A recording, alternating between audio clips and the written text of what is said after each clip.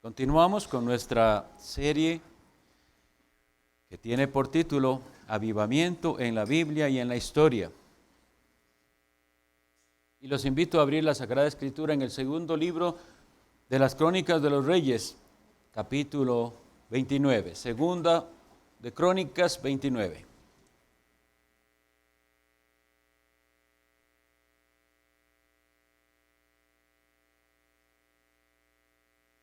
Joel es la última de todas, la última.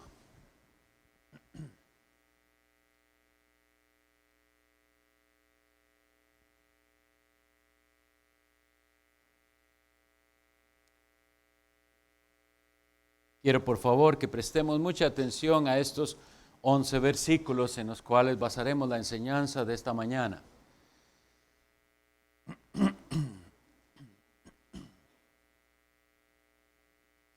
Muy bien.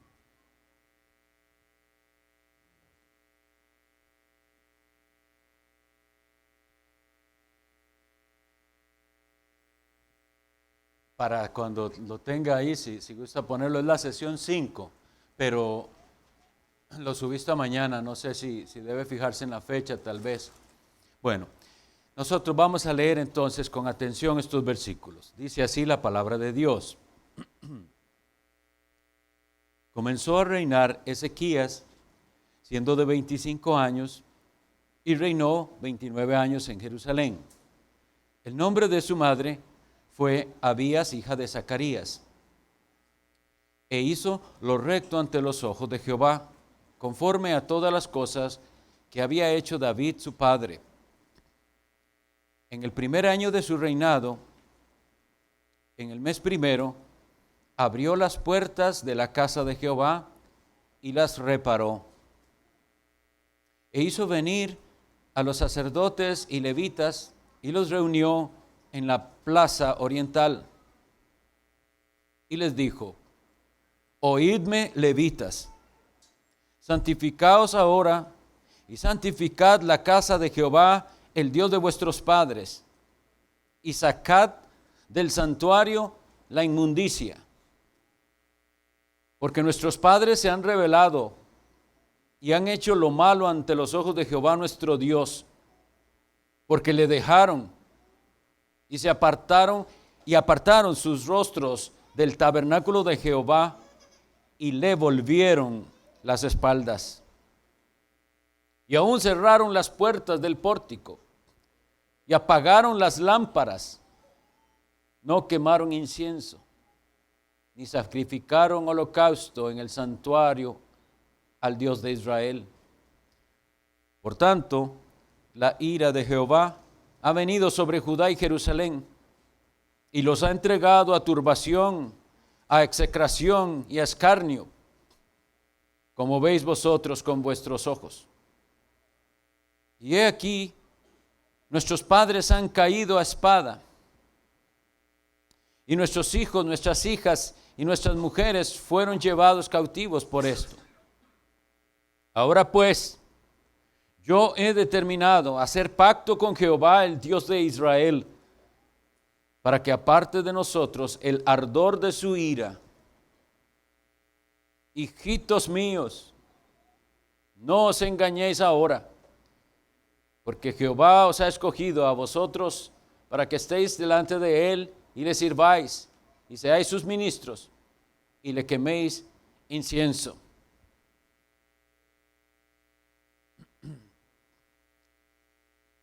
Quisiera iniciar con lo que dice el versículo 11. Hijitos míos, no os engañéis ahora. Nosotros tenemos un corazón que es engañoso. ¿Y cuántos sabemos ese versículo? Y lo repetimos una y otra vez. El de Jeremías 17:9. Cada uno se lo sabe y lo ha repetido. Engañoso es el corazón más que todas las cosas y perverso. ¿Quién lo conocerá? Y el mismo profeta responde: yo Jehová, que escudriño. Él sí sabe, pero nosotros nos engañamos. Y el estado de las iglesias y el estado del cristianismo siempre que ha decaído, y el estado de su vida espiritual cada vez que hay un declive y un enfriamiento, es por esto, porque nos hemos engañado a nosotros mismos y pensamos que estamos bien. Pensamos que estamos bien, o al menos que no estamos tan mal como otros. Y si esa es la actitud, nunca tendremos progreso espiritual, ni personal, ni a nivel de familia, ni a nivel de iglesia, y mucho menos impactar este mundo. Pero el rey les dice, y vean con el amor que les habla, hijitos míos. Era un joven de 25 años, asumiendo su rol. Él es el rey y tiene que actuar como padre. Y entonces les dice que no hay que engañarse, porque si uno sigue en ese autoengaño, no va a progresar, va para la destrucción. Vamos a ver lo que había sucedido y lo que hizo el rey Ezequías, movido también, sabemos, por la mano bendita de Dios, que es fiel a sus promesas. Y leemos que él viene y va a preocuparse por la casa de Dios que está prácticamente abandonada. Y dice, hay que reparar el templo y hay que abrir las puertas, porque cerraron las puertas del pórtico, del pórtico del templo. Dice, santificad, dice el versículo 5, santificaos ahora y santificad la casa de Jehová, el Dios de vuestros padres, y sacad del santuario la inmundicia. La casa de Dios necesita reparaciones, al igual que nuestras casas físicas, y ustedes son conscientes, y yo, de cuando no hemos podido, sea por negligencia nuestra o por falta de recursos, darle mantenimiento. ¿Qué pasa con la casa? No está cada vez mejor, está cada vez más deteriorada. La ilustración es esta. Aquel templo hermosísimo, es que debemos leer las descripciones que se hacen del templo de Salomón, y era la cosa más majestuosa e impresionante. Los materiales usados, y sobre todo cuando ustedes leen la presencia de Dios que vino en forma de nube y llenó aquella casa, que ni siquiera los sacerdotes podían realizar la función, porque la presencia de Dios era tal que se los impedía. Bueno, de aquello viene el declive, que como hemos venido diciendo, el declive no se da de una semana para otra, ni de un mes para otro, ni de un año para otro. El declive viene poco a poco, poco a poco. Ese descuido de la casa de Dios, poco a poco. ¿Y cómo fue que se descuidó de la casa de Dios? Porque se dedica los recursos y los esfuerzos y el tiempo a otra cosa. Y no se puede dedicar tiempo a dos cosas a la vez. Si estaban adorando sus ídolos, si estaban copiando las costumbres de los paganos, ya no había tanto tiempo para cumplir todo lo del santuario. Y aquellos hombres de Dios, que debían más bien ser hombres de Dios, los levitas y los sacerdotes, parece que habían claudicado y dicho algo como esto: mejor ya ni hagamos culto, porque casi ni viene gente. Pues eso ha pasado en la iglesia del Señor a través de los años. El culto de la tarde de domingo era una cosa común en las iglesias protestantes. No era opcional, así era. Pero no estoy diciendo una denominación reformada, no. Todas las iglesias practicaban la adoración matutina y la adoración vespertina. Era así. Pero lo mismo, viene tan poca gente, mejor no lo hagamos. Y dejaron de hacer su culto. Y después al de la oración también. Vienen tan poquitos, y venir de tan largo y abrir la iglesia y gastar luz y para 4 que vienen. Esa fue tal vez la actitud. Pero vean a lo que llegó la iglesia del Señor del Antiguo Pacto. Las puertas cerradas. Y entonces, para todo lo que hay que hacer ahí, que tiene un gran significado, las puertas están cerradas. Eso es algo terrible. Las puertas de la casa de Dios debían estar abiertas siempre. Ahora, físicamente, por nuestras condiciones ya no se puede como antiguamente se hacía. Una iglesia siempre con las puertas abiertas. Siempre para el que quiere pasar y orar. Siempre un ministro de Dios disponible para el que venga a buscar ayuda. Bueno, en un sentido eso es lo que tenemos que volver. Sabemos que no podemos estar 24/7 aquí, no nos lo permite, y menos cuando en nuestras circunstancias los pastores no están dedicados al 100%. Ni aunque lo estuvieran podría hacerlo, pero hay una disposición, la casa de Dios con puertas abiertas. Que el mundo sepa que la casa de Dios tiene las puertas abiertas, que hay hombres de Dios dispuestos a escucharle. Y si usted necesita consejería, ayuda, aliento, lo que sea, la puerta está abierta. Que se necesita venir a orar, la puerta está abierta. Hay hermanos que le dicen, sí, venga y oremos por lo que me contó que está pasando usted. Y entonces a los primeros que contacta el rey Ezequías es al liderazgo, los levitas y los descendientes de Aarón, que son los del sacerdocio. El asunto tenía que empezar por ellos. Y les dice, oídme, levitas, santificaos ahora, ya no más esperar, tienen que santificarse. De verdad, nosotros debemos reconocer que nunca las iglesias del Señor, nunca van a avanzar más que sus líderes. Si los pastores en las iglesias son flojos y mundanos y permisivos, si no hay oración en ellos, si no hay devoción en ellos, ¿qué nos hace pensar que las iglesias sí van a hacerlo? Por eso viene y les dice a ellos, hay que santificarse. Y santificarse es apartarse y limpiarse. Esos son los dos sentidos en el que se santifica aquí. Hay que limpiarse. Y nosotros tenemos que reconocer que el liderazgo de las iglesias del Señor se ha contaminado con hombres ineptos y con hombres también que no son idóneos, que nunca debieron ser ordenados al ministerio porque no tienen los requisitos que el Señor manda. Ahora, quisiera ver que él como líder del pueblo en general, el rey, él mismo da el ejemplo. Vamos a leer el episodio de Segundo de Reyes 19, 14 al 19, y veremos cómo él daba el ejemplo al pueblo de Judá. Segundo de Reyes 19.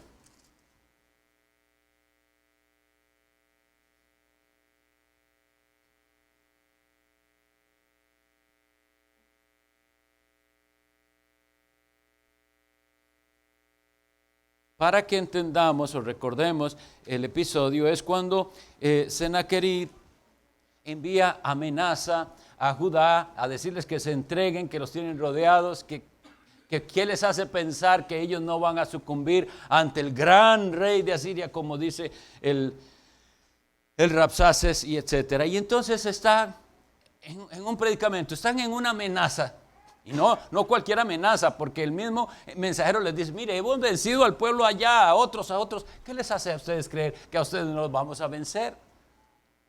No se engañen, les dice él. Y están en este temor, pero entonces, ¿qué hace Ezequías? Porque trae cartas donde vienen esas amenazas y esos requerimientos del rey invasor. Segundo de Reyes 19, 14.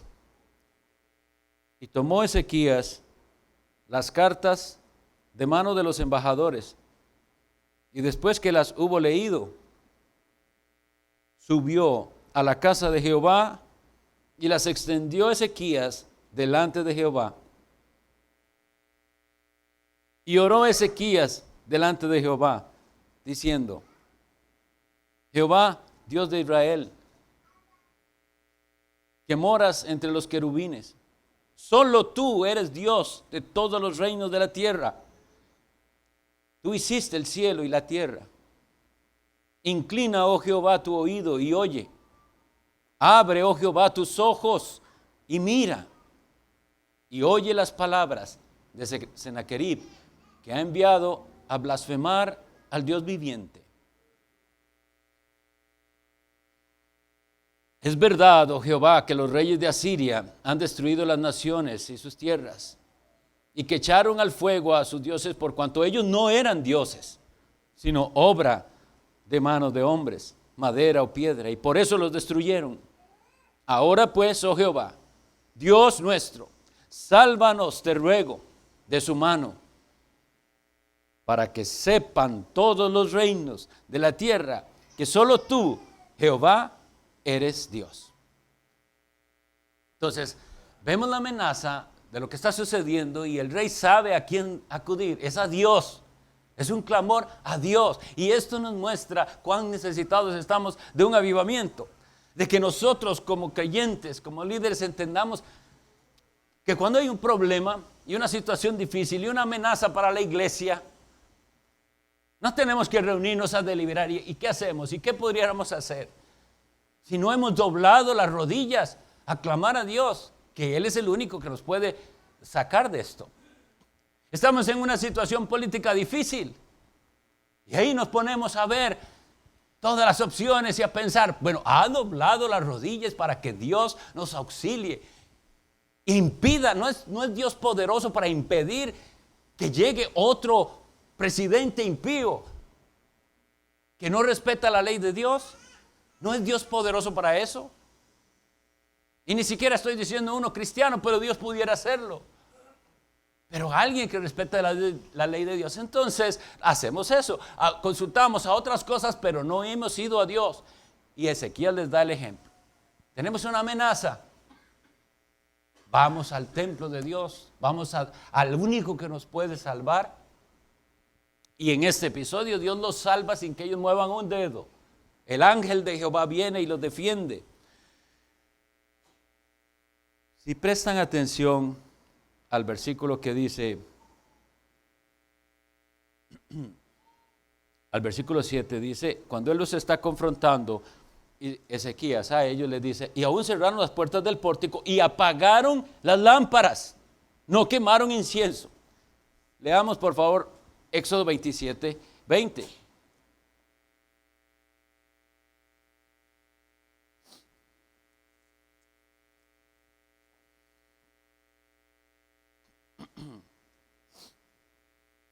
Cuando Dios dio las instrucciones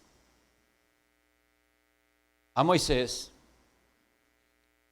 le dice así, y mandarás a los hijos de Israel que te traigan aceite puro de olivas machacadas para el alumbrado, para hacer arder continuamente las lámparas. Ya no había lámpara encendida en Israel.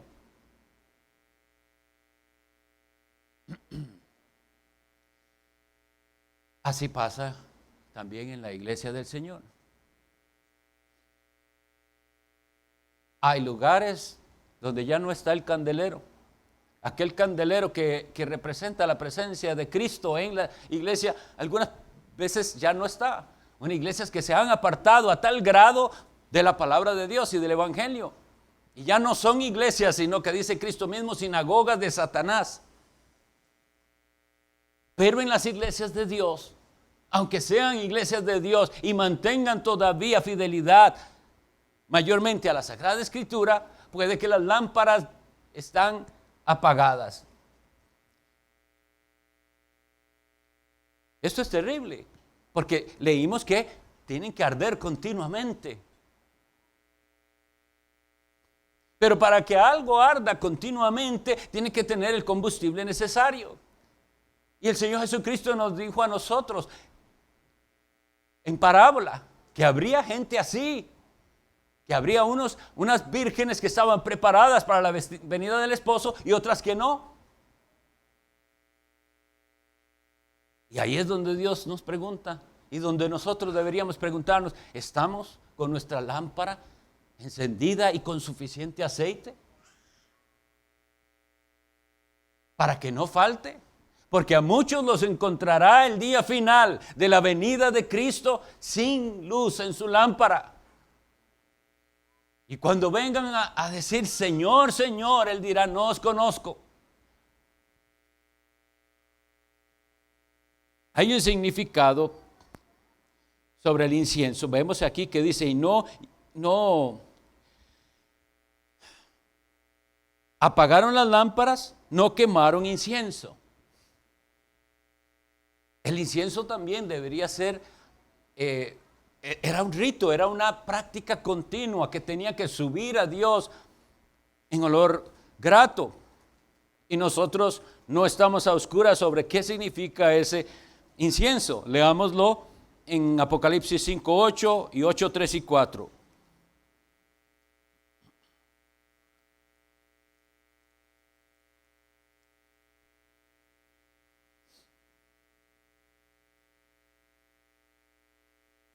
En esa visión maravillosa que Dios le dio a su Hijo Jesucristo y Él por medio de su ángel la da a Juan. En Apocalipsis 5, versículo 8 dice, y cuando hubo tomado el libro, que es el Cordero que toma el libro, los 4 seres vivientes y los 24 ancianos se postraron delante del Cordero. Todos tenían arpas y copas de oro llenas de incienso. Y nos da la interpretación, que son las oraciones de los santos. El incienso es las oraciones de los santos. En el capítulo 8, versículos 3 y 4, nos vuelve a repetir esto y dice, otro ángel vino entonces y se paró ante el altar con un incensario de oro y se le dio mucho incienso para añadirlo a las oraciones de todos los santos sobre el altar de oro que estaba delante del trono. Y de la mano del ángel subió a la presencia de Dios el humo del incienso con las oraciones de los santos. Nosotros obviamente no estamos llamados a volver a una adoración simbólica y física, sino a la realidad de lo que esa adoración significa. Y el incienso que debía ser quemado continuamente representa, según dice Apocalipsis, las oraciones. No va a haber avivamiento, ni un verdadero impacto de la iglesia en el mundo, si no se eleva el incienso, mucho incienso, que suba a Dios. La pregunta es, ¿qué cantidad de incienso de parte suya está siendo recibido en los cielos? ¿Hay un incensario en sus manos? ¿Hay fuego para el incensario? Porque el incensario necesita fuego para que el incienso quemado le eleve el humo. ¿Cuánto está llegando al cielo? Yo sé que de algunos no se recibe nada, no llega nada, porque no hay oración. Yo sé que de algunos es un hilito de humo. Pero entonces, igual que Ezequiel le dice a ellos, santificaos y ahora haced las cosas como deben ser. Porque el estado de la iglesia es culpa nuestra. No hay oración.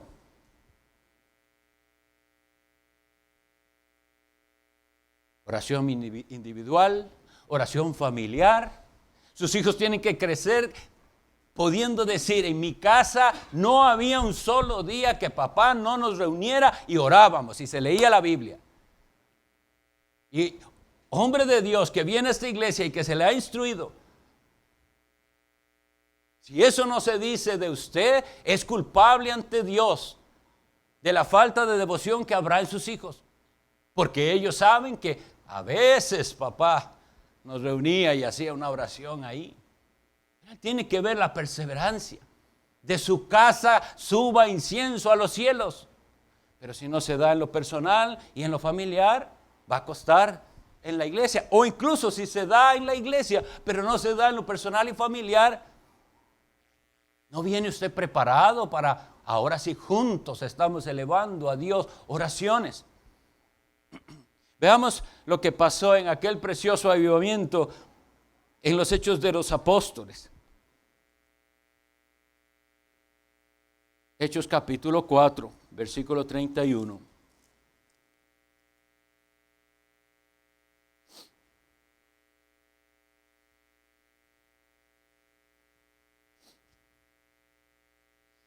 En época de avivamiento no significa que todo nos va a salir muy bien. La iglesia estaba en el avivamiento después de Pentecostés, pero viene persecución.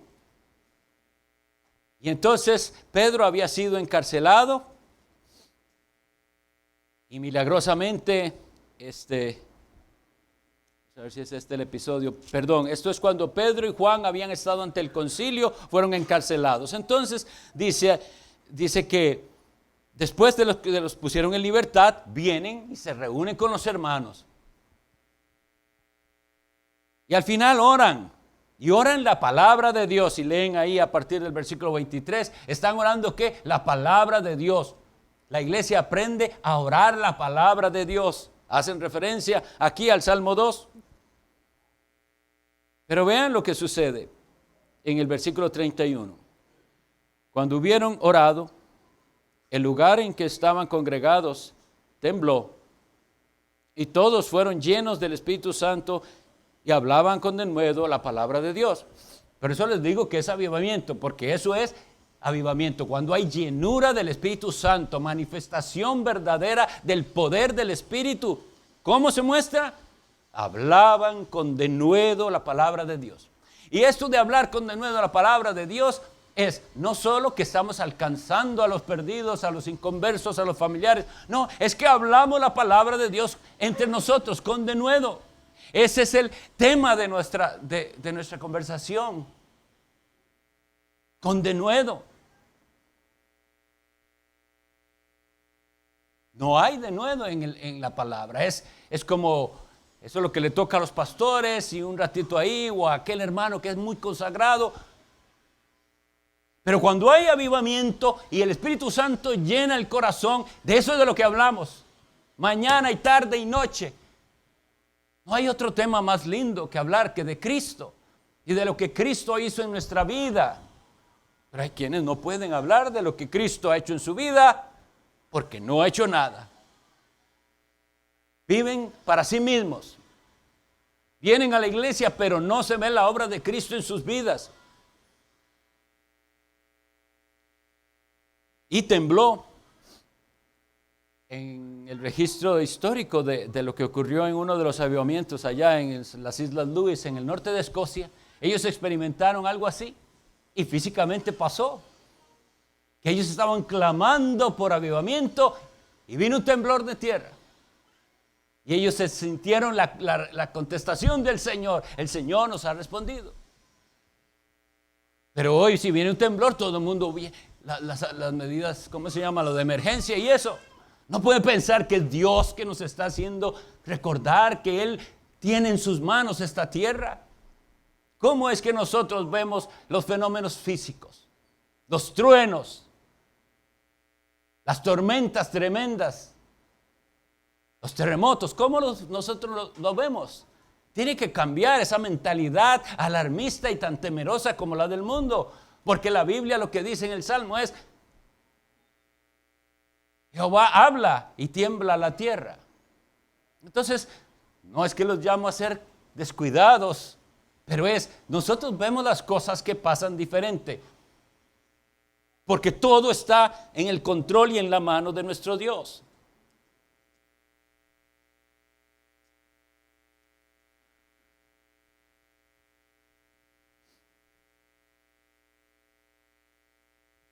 El otro episodio del que les quería hablar, que nos muestra qué clase de iglesia era esta, la de Jerusalén.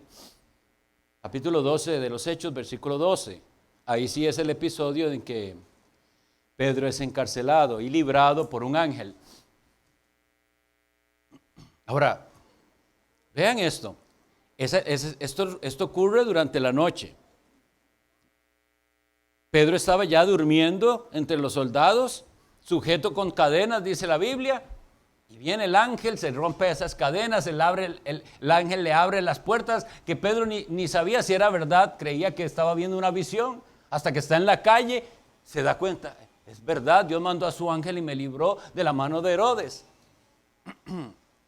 Leamos 11:12. Entonces Pedro, volviendo en sí, dijo: ahora entiendo verdaderamente que el Señor ha enviado su ángel y me ha librado de la mano de Herodes y de todo el pueblo de todo lo que el pueblo de los judíos esperaba. Y habiendo considerado esto, llegó a casa de María, la madre de Juan, el que tenía por sobrenombre Marcos, donde muchos estaban reunidos orando.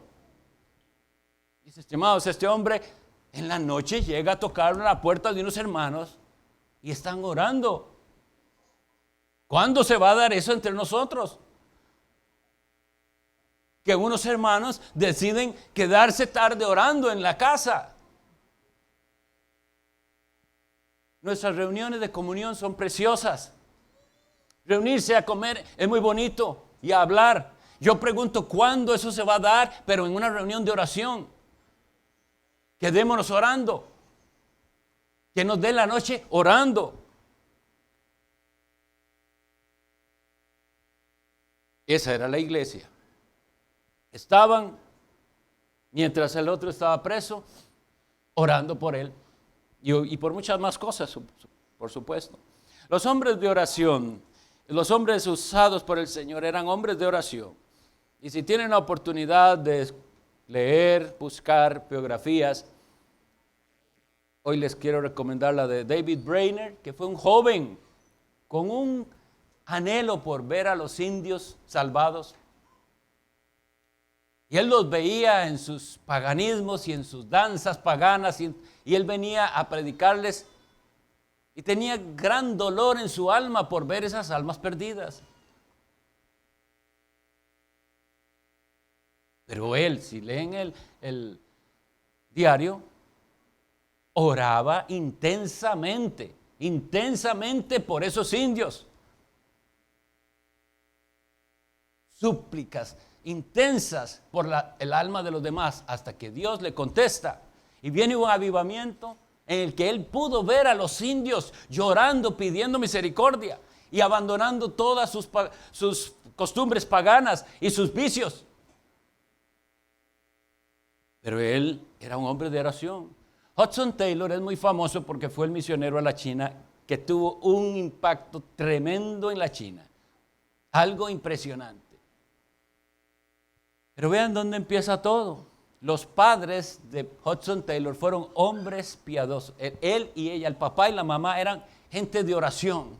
Y desde antes de que él naciera, no le habían dicho nunca esto a él, pero habían orado porque su hijo fuera un misionero. ¿Cuántos padres están orando que sus hijos sean misioneros o le sirvan a Cristo? Lo único que quieren es que les vaya bien en esta vida, que sea un gran profesional, como dice la gente, de éxito, un gran comerciante, un gran hombre de negocios. Pero ¿cuántos padres piden a Dios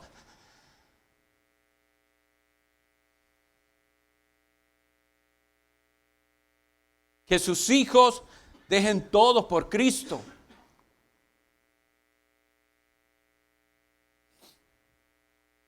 Y la Biblia nos dice que nosotros no tenemos porque no estamos orando. Santiago capítulo 4, versículos 2 y 3.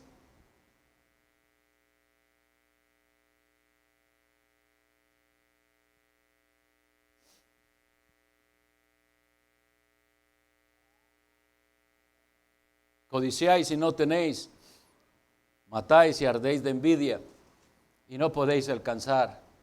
Combatís y lucháis, pero no tenéis lo que deseáis. No tenéis lo que deseáis porque no pedís. Santiago nos habla de gente que está pidiendo para cosas vanas de esta vida. Pero esa frase, no tenéis porque no pedís, es para todos. Y si nosotros estamos faltos de algo, es porque no lo estamos pidiendo intensamente. Y recuerden que el versículo que sigue es en el cual él les dice, oh almas adúlteras. Están viendo lo del mundo, las cosas vanas. Y por eso sí piden, pero nunca se les oye una oración pidiendo, Señor, dame un arrepentimiento más profundo, dame mayor fe, límpiame. Hazme uno de los que en la iglesia anima a los demás. Hazme un guerrero de oración.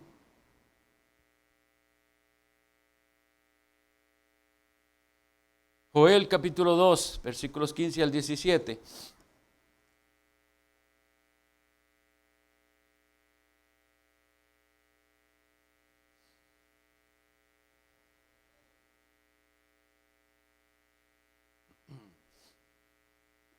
Joel 2:15, tocad trompeta en Sión, proclamad ayuno, convocad asamblea.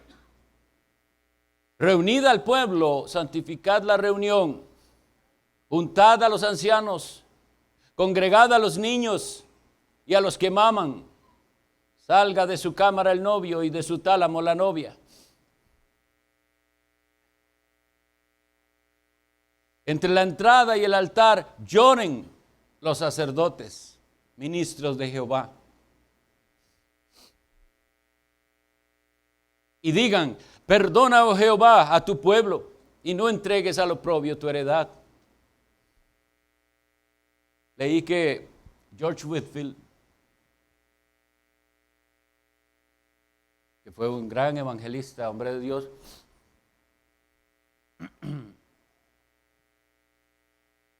él solía llorar cuando predicaba, pero una vez dijo, yo lloro porque ustedes no lloran. Y esa es la realidad.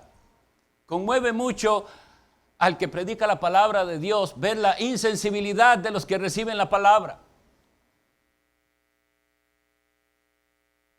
Pero tenemos un llamado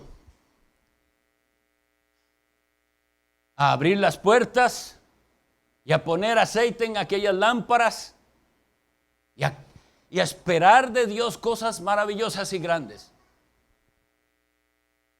Yo quisiera transmitirles esto, mis hermanos, que creen en Jesús, que lo aman y que lo siguen y que lo esperan. Lo que nosotros, ustedes y yo conocemos de Cristo no es suficiente. Hay mucho más que no conocemos, pero que no conocemos porque no lo estamos buscando intensamente. Estamos demasiado conformes y eso se llama mediocridad. Apenas al nivel que nadie pueda decir que yo soy mundano, inconverso, impío. No se puede decir eso de usted, pero tampoco se puede decir que es un hombre o una mujer de Dios piadoso.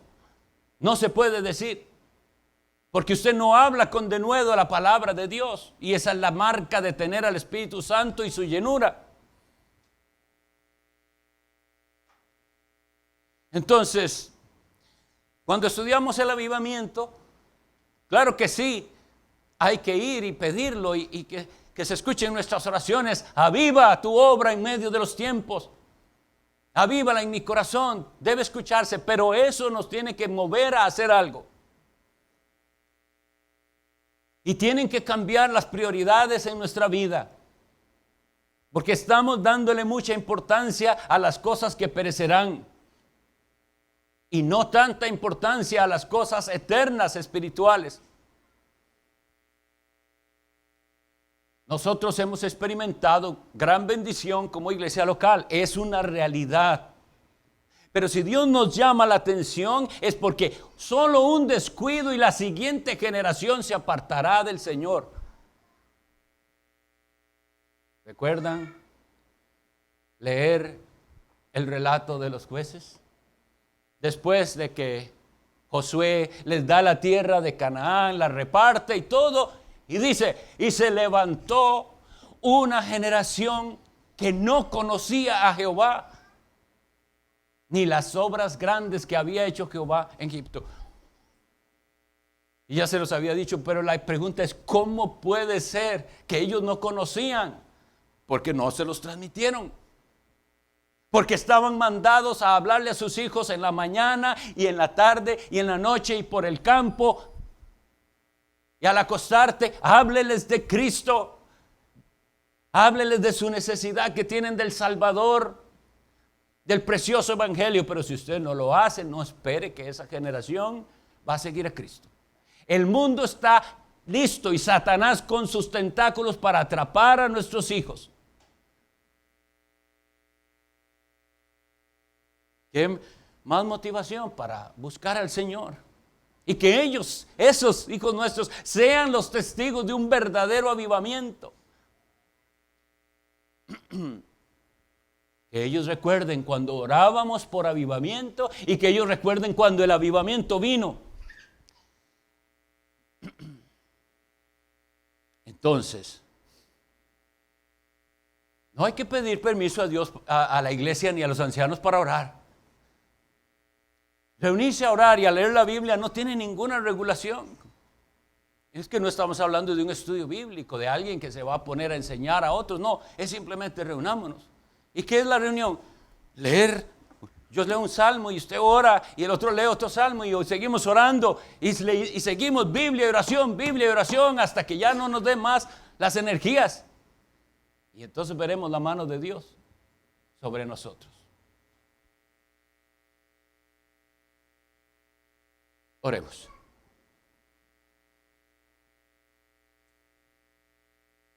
Bendito Dios. Estas cosas que hemos leído y en las que hemos reflexionado deben llevarnos al arrepentimiento y a reconocer nuestras cobardías, nuestro poco esfuerzo, nuestro rechazo a hacer cualquier sacrificio por Cristo, nuestros descuidos, y te pedimos perdón. Y te rogamos que tú nos concedas que se diga de tus iglesias, son tuyas, que son lugares con las puertas abiertas para la oración, donde se ofrece incienso constante a Dios, que llegue a ti en olor fragante. Haz de nosotros hombres y mujeres de oración, de intensa oración, y envía, Señor, un derramamiento de tu Espíritu Santo tal que la gente pueda decir que no hablamos de otra cosa sino de Cristo y de su Evangelio. Bendice a mis estimados hermanos aquí reunidos. Bendice al que escuche esto y úsala para tu gloria. En el nombre de Jesús. Amén. El Señor los bendiga.